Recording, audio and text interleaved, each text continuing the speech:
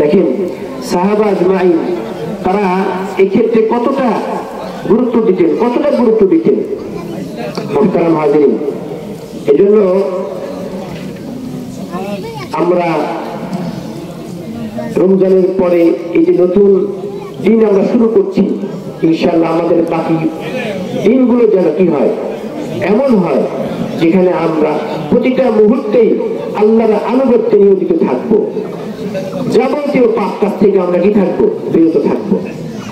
দেখেন এই যে যারা মুত্তাকি, যারা তাকওয়ার গুণে গুণান্বিত, তাদের ব্যাপারে কোরআনে কারীমে প্রায় 27টি স্থানে সুসংবাদ উল্লেখিত আছে। আমি আপনাদেরকে কয়েকটা সুসংবাদের কথা বলি। আল্লাহর পক্ষ থেকে সাহায্যের সুসংবাদ। কিসের সুসংবাদ? সাহায্যের সুসংবাদ। আল্লাহ তাআলা বলেন সূরা নাহলের 128 নম্বর আয়াত, ইন্নাল্লাহা মা'আল্লাযীনা ইত্তাকাউ ওয়াল্লাযীনা হুম মুহসিনুন। আল্লাহ তাআলা ওই লোকদের সাথে থাকবেন, আল্লাহ তাআলা ওই লোকদেরকে সাহায্য করবেন যারা মুত্তাকি। সুবহানাল্লাহ। দ্বিতীয়, গুনাহ মাফ করে দিবেন এবং বিরাট প্রতিদান পুরস্কার দেবেন। সুবহানাল্লাহ। সূরাতুল তালাকের 5 নম্বর আয়াত, ওমান ইয়াত্তাকিল্লাহা, যে ব্যক্তি আল্লাহর তাকওয়া অর্জন করবে, ইউকাফির আনহু সাইয়্যাতিহি, আল্লাহ তার গুনাহসমূহ ক্ষমা করে দিবেন। সুবহানাল্লাহ। ওয়া ইউ'যিম লাহু আজরা, এবং তাকে বড় পুরস্কারে পুরস্কৃত করবেন। সুবহানাল্লাহ। তৃতীয়, মুত্তাকিদের জন্য রয়েছে মাগফিরাতের সুসংবাদ। কিসের সুসংবাদ? মাগফিরাতের সুসংবাদ। আল্লাহ তাআলা বলেন, ওয়াত্তাকুল্লাহ ইন্নাল্লাহা গফুরুর রহিম। তোমরা আল্লাহর তাকওয়া অর্জন করো, কেননা আল্লাহ ক্ষমাশীল, দয়াশীল। সুবহানাল্লাহ। 4 নম্বর, মুত্তাকিদের জন্য সকল কাজ সহজ হওয়ার সুসংবাদ রয়েছে। আল্লাহ তাআলা বলেন, ওমান ইয়াত্তাকিল্লাহা ইয়াজআল লাহু মিন আমরিহি ইসরা, যে ব্যক্তি আল্লাহর তাকওয়া অবলম্বন করবে, আল্লাহ তার সব বিষয় সহজ করে দিবেন। সুবহানাল্লাহ। মুত্তাকিদের জন্য সব বিষয় আল্লাহ সহজ করে দিবেন। 5 নম্বর, সফলতার সুসংবাদ রয়েছে মুত্তাকিদের জন্য। আল্লাহ তাআলা বলেন, ইন্নালিল মুত্তাকিনা মাফাজা, নিশ্চয় মুত্তাকিদের জন্য রয়েছে সফলতা। সফলতা কি? কুল্লু নাফসিন যায়িকাতুল মাউত ওয়া ইন্নামা তুওয়াফাউনা উজুরাকুম ইয়াওমাল কিয়ামা ফামান যুহজিহা আনিন নার। ওই কিয়ামতের দিন, যেদিন মানুষকে পরিপূর্ণভাবে প্রতিদান দেওয়া হবে, ওই দিন ফামান যুহজিহা আনিন নার, যাকে জাহান্নাম থেকে দূরে রাখা হবে, বাঁচিয়ে দেওয়া হবে, ওয়া উদখিলাল জান্নাতা, জান্নাতে দাখিল করানো হবে, ফাকাদ ফাজ, সেই হলো কি? সফল। আর এই সফলতা কাদের জন্য রয়েছে ভাই? মুত্তাকিদের জন্য। মুহতারাম হাজিরিন, মুত্তাকিদের জন্য প্রশস্ত রিজিকের সুসংবাদ রয়েছে। আল্লাহ তাআলা বলেন, ওয়া ইয়ারযুকুহু মিন হাইতু লা ইয়াহতাসিব, যারা মুত্তাকি তাদেরকে রিজিক দান করা হয় অকল্পনীয়ভাবে, বেহিসাব রিজিক দান করা হয়। এরপরে মুত্তাকিদের জন্য রয়েছে আল্লাহর মুহাব্বতের সুসংবাদ। আল্লাহ তাআলা বলেন, ইন্না আকরামাকুম ইন্নাল্লাহা ইউহিব্বুল মুত্তাকিন, নিশ্চয় আল্লাহ মুত্তাকিদেরকে মহব্বত করে, মুত্তাকিদেরকে ভালোবাসে। তদরূপ মুত্তাকিদের জন্য রয়েছে সম্মান মর্যাদার সুসংবাদ। আল্লাহ তাআলা বলেন, ইন্না আকরামাকুম ইনদাল্লাহি আতকাকুম, যে নিশ্চয় আল্লাহর নিকট সবচেয়ে সম্মানী ব্যক্তিকে যারা মুত্তাকি। মুহতারাম হাজিরিন, এরকম অসংখ্য অগণিত সুসংবাদ রয়েছে। দেখেন আরেকটি সুসংবাদ, ওমান ইয়াত্তাকিল্লাহা ইয়াজআল লাহু মিন আমরিহি ইসরা, শ্রেষ্ঠত্বের সুসংবাদ। আরেকটি সুসংবাদ হলো শ্রেষ্ঠত্বের সুসংবাদ। আল্লাহ তাআলা বলেন, ওয়াল্লাযীনা ইত্তাকাউ ফাওকাহুম ইয়াওমাল কিয়ামা, যারা আল্লাহর তাকওয়া অবলম্বন করবে, কিয়ামতের দিন তাদের মর্যাদা সবচেয়ে কি হবে? বেশি হবে। সুবহানাল্লাহ। এরপরে আরেকটি বড় সুসংবাদ মুত্তাকিদের জন্য, সেটি হলো শাস্তির ভয় থেকে মুক্তি দেওয়ার সুসংবাদ। সুবহানাল্লাহ। আল্লাহ তাআলা বলেন সূরা আরাফের 35 নম্বর আয়াতে, আমানিত তাকওয়া, যে ব্যক্তি আল্লাহর তাকওয়া অবলম্বন করে, ও আসলাহা, এবং সৎ থাকে, কি থাকে? সৎ থাকে, পরিশুদ্ধ থাকে, অন্য অপকর্ম থেকে পবিত্র থাকে, ফালা খাউফুন আলাইহিম, তাদের কোনো ভয় নাই, ওয়ালা হুম ইয়াহজানুন, তারা কখনো দুঃখিত হবে না, কখনোই তারা দুঃখিত হবে না। মুহতারাম হাজিরিন, আরো সুসংবাদ আছে জান্নাতে বিভিন্ন নিয়ামতের এবং আল্লাহর দিদার লাভের সুসংবাদ, যা আমাদের সর্বোচ্চ চাওয়া পাওয়া।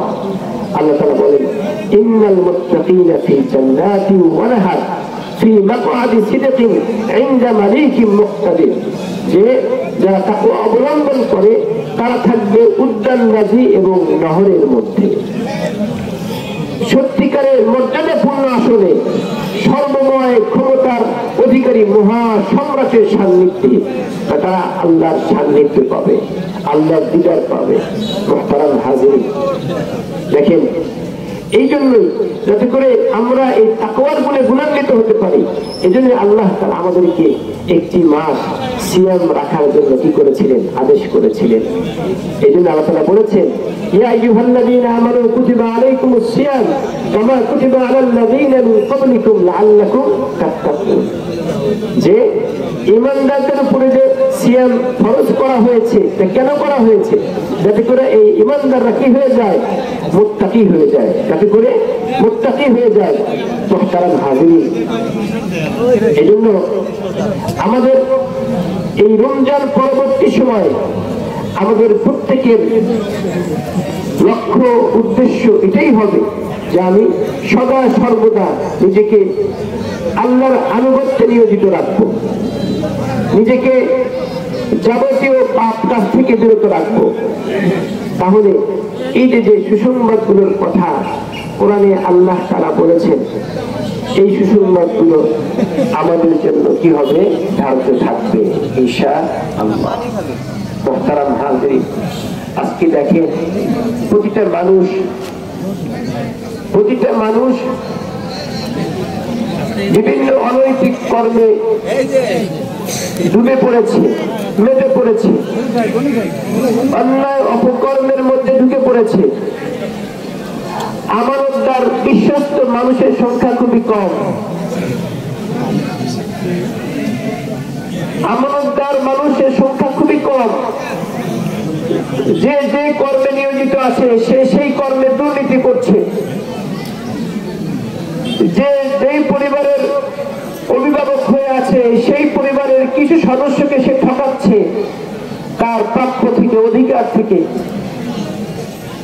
যে যে সমাজের নেতৃত্ব দিচ্ছে সেই সমাজের উপর তার জুলুম চাপিয়ে দিচ্ছে, সেই সমাজের মানুষের অধিকারগুলোকে হরণ করছে। যে যে ডিপার্টমেন্টের দায়িত্বে আছে সে সেখানে জুলুম করছে, অন্যরা তার জুলুমের শিকার হচ্ছে। প্রত্যেকটা সেক্টর আজকে কি দুর্নীতিগ্রস্ত। এমনকি এই দুর্নীতি দমন করার জন্য, দুর্নীতির মূলোৎপাদন করার জন্য যাদেরকে নিয়োগ দেওয়া হয়েছে তারাও কি দুর্নীতির আঁকড়া। কারণ তারা ঘুষ দিয়ে চাকরিতে ঢুকেছে, প্রথমেই তার অন্যায় দিয়ে কি চাকরিতে ঢোকা, তো সে কিভাবে সে দুর্নীতি কি করবে? দমন করবে। কথা কি বুঝতে পারছেন? এই জন্য আমরা যখন সমাজে একটা অর্থনৈতিক কাজে কাউকে ক্যাশিয়ার বানাই, তাকে ক্যাশিয়ার বানাই, যে চোর এরকম লোককে ক্যাশিয়ার বানাই, যে বাটপার এরকম লোককে ক্যাশিয়ার বানাই। বরং আমরা দেখি যে সবচেয়ে ভালো কে, যার কাছে একটা টাকার লুণ্ঠন হবে না, একটা টাকার ক্ষতি হবে না, এরকম সবচেয়ে ভালো কে? এরকমটা করি না? এরকম করি। অতএব যারা এই দেশকে বিশৃঙ্খলা থেকে রক্ষার দায়িত্বে থাকবে, যারা সমাজে শৃঙ্খলা কায়েমের জন্য নেতা নির্বাচিত হবেন, এক কথায় যারা এই নেতৃত্বের জায়গাগুলোতে থাকবে, থাকবেন তারা কেমন হওয়া চায়? ভালো মানুষ হওয়া চায়।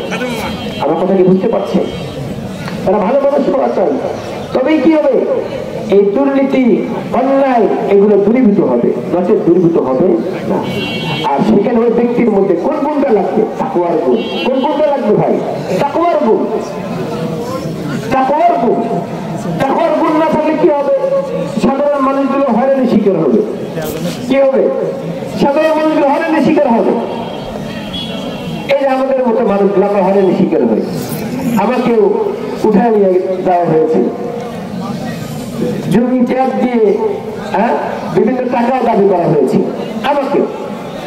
কিন্তু এই যে র্যাবে নামাজ পড়াতাম, সেই সুবাদে কিছু করতে পারেনি। এরকম অসংখ্য মানুষ বিনা বিচারে বছরের পর বছর জেল হাজতে এখনো আছে। আছে কিনা? আছে। এরকম তো ধরেন চোখের সামনে কয়েকজন অনেক কাছে গোপন করে, গোপন রেখেছে, প্রকাশে বলে নেই, কাকে বলবে?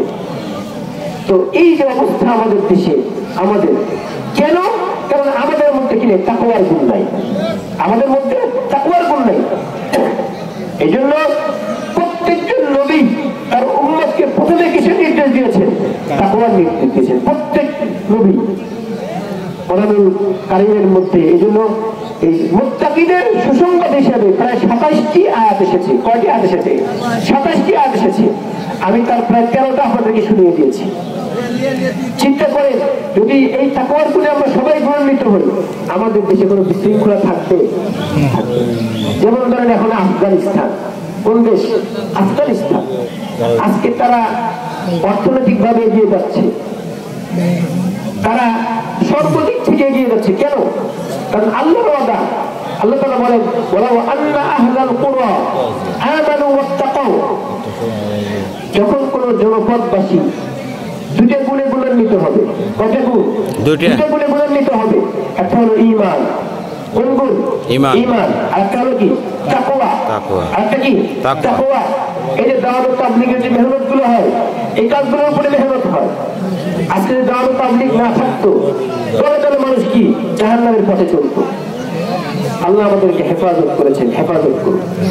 এই দুইটা গুণ যে জনপদবাসীর মধ্যে থাকবে, আল্লাহ তাআলা কি বলছেন? লাফাতাহনা আলাইহিম বারাকাতিন মিনাস সামাই ওয়াল আরদ। আমি তাদের জন্য আসমান ও জমিনের বরকতসমূহ খুলে দেব। সুবহানাল্লাহ। আজকে আফগানিস্তান সেই ফলাফল কি চোখের সামনে দেখছে, চোখের সামনে। তাকওয়া,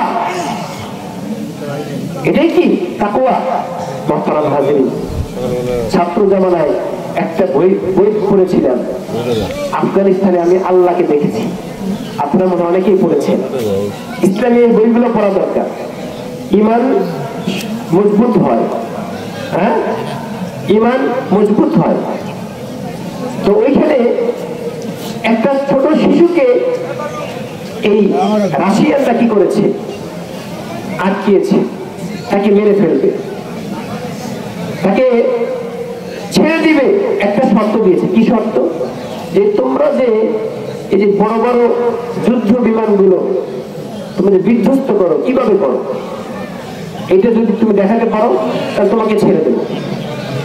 এখানে ছোট্ট ছেলে, ও তো কিছু জানে না, মুখ থেকে পড়ে। তো ও তো শুনেছে যে নবী সাল্লাল্লাহু আলাইহি সাল্লাম মক্কার কুরাইশদেরকে কিভাবে ধুলা উড়িয়ে দিয়ে অন্ধ করে সেখান থেকে এসেছিলেন। ও তো এটা ওর জানা আছে। ও কি করেছে? ওযু করে, দুই রাকাত সালাত পড়ে, কিছু তেলাওয়াত করে, বালুতে ফু দিয়ে সে ওই যুদ্ধ বিমানকে কি করেছে? নিক্ষেপ করেছে। তৎক্ষণাৎ সেই যুদ্ধ বিমান কি ভূপাতিত হয়ে পড়েছে। সুবহানাল্লাহ। এইগুলো দেখে রাশিয়ানরা বলেছে, না, এদের সাথে যুদ্ধে বিজয়ী হওয়া সম্ভব না। এটা হলো তাকওয়া। এটা কি? তাকওয়া। আজকে দেখেন ওখান থেকে খিলাফত ব্যবস্থার একটা ধ্বনি প্রতিধ্বনিত হচ্ছে। সুবহানাল্লাহ। মুহতারাম হাজিরিন, এটা ইনশাআল্লাহ আমরা সবাই এই তাকওয়ার গুণে গুণান্বিত হব। পারবো ইনশাআল্লাহ। ইনশাআল্লাহ। আল্লাহ তাআলা আমাদের সকলকে তৌফিক দান করুন। আমিন।